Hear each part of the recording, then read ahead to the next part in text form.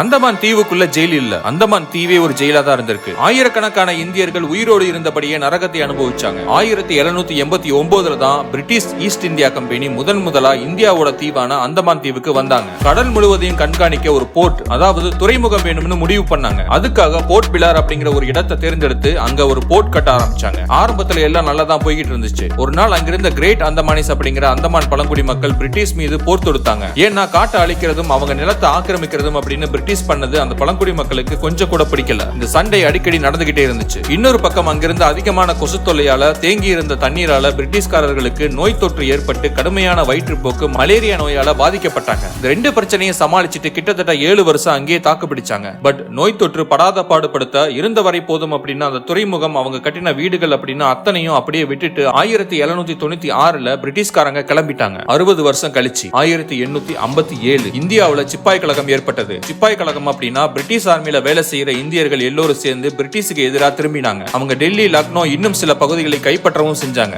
சிப்பாய் கழகம் தான் பிரிட்டிஷ்காரர்களை முதல்ல கதி கலங்க வச்ச போராட்டம். உடனே பிரிட்டிஷ் அரசு இங்கிலாந்துல இருந்து ஸ்பெஷல் போர்ஸை வரவழைச்சு கழகத்தை அடக்கி சிப்பாய் கழகத்தில் ஈடுபட்டவங்களை சிலரை சுட்டு வீழ்த்தி நிலைமையை சரி செஞ்சாங்க. சிப்பாய் கழகத்தில் ஈடுபட்ட முக்கிய போராளிகளை கண்காணாத இடத்துக்கு கொண்டு போய் சிறைப்படுத்த முடிவு செஞ்சாங்க. அப்பதான் 60 வருஷம் கழிச்சு அந்த தீவு அவங்களுக்கு நினைவுக்கு வந்துச்சு, அந்தமான் தீவு. சிப்பாய் கழகத்தில் ஈடுபட்ட கிட்டத்தட்ட 200 பேரை அந்த தீவுக்கு அழைச்சிட்டு போய் சிறைப்படுத்தினாங்க. பீனல் காலனி, அதாவது தண்டனை பெற்றவர்கள் காலனி அப்படிங்கிற ஒரு காலனி உருவாக்கி அங்க மரக்கட்டைகள் மூலமா சின்ன சின்ன குடிசைகளை அந்த கைதிகளே வச்சு கட்ட வச்சு அந்த குடிசைக்குள்ள அவங்கள ராணுவ பாதுகாப்போடு சிறைப்படுத்தினாங்க. அந்த 200 கைதிகளையும் விவரிக்க முடியாத அளவுக்கு சித்திரவதை செஞ்சு அவங்கள பட்டினி போட்டு கொடுமைப்படுத்தினாங்க. அதுல சிலர் இறந்தும் போனாங்க. அந்த 200 பேரை எங்க அழைச்சிட்டு போனாங்க, என்ன பண்ணாங்க அப்படின்னு தெரியாம இந்தியர்கள் நாம இங்க கவலையா இருந்தோம். அந்த கவலை போராட்டக்காரர்கள் மத்தியில ஒரு வித அச்சத்தை ஏற்படுத்திச்சு. ஏன்னா மரண தண்டனையா கூட இருக்கட்டும், அது அச்சம் இல்ல. ஆனா என்ன நடந்தது அப்படின்னு தெரியாம இருக்கிறது, அது ஒரு வித மிஸ்டீரியஸான, அதாவது மர்மமான பயத்தை உண்டாக்கும். இருந்தும் சுதந்திர போராட்டம் எங்கேயுமே ஓயல. பிரிட்டிஷ் அரசும் போராட்டக்காரர்களை சும்மா வரதா இல்ல, முக்கிய போராளிகளை கைது செஞ்சு அந்தமானுக்கு அனுப்பி போராட்டத்தை வலுவிழக்க செஞ்சாங்க. பல மாதங்களா கைது செஞ்சு எங்க கூட்டிட்டு போறாங்க அப்படிங்கிற மர்மம் கொஞ்சம் கொஞ்சமா இந்தியர்கள் மத்தியில விலக ஆரம்பிச்சது. அந்தமான் தீவுன்னு ஒன்னு இருக்கா, அங்கதான் கூட்டிட்டு போறாங்களாம். அங்க போனா யாரும் உயிருடன் திரும்புறது இல்லையா. இதுவரைக்கும் போன எவரையுமே மீண்டும் பார்த்தது இல்ல. அந்த கடல் ஒரு காலா பனி, அதாவது இருள் நீர் அப்படின்னு பெயர் கொடுத்தாங்க. இந்திய போராளிகள் மத்தியில அந்த இடத்தை பற்றிய பயம் சிலருக்கு இருந்துச்சு. அதை பயன்படுத்தி பிரிட்டிஷ் அரசும் இந்தியர்களை மிரட்ட ஆரம்பிச்சாங்க. அந்த அந்தமான் தீவு பற்றிய அச்சம் பிரிட்டிஷ் அரசுக்கு நல்லா கை கொடுத்துச்சு. ஆனா நம்ம இந்தியர்கள் அச்சமில்லை அப்படின்னு தைரியத்தை வரவழைச்சுக்கிட்டு இறங்கி அடிக்க ஆரம்பிச்சாங்க. இதோட ஃபுல் வீடியோ லிங்க் சேனல் நேமுக்கு கீழே இருக்கு.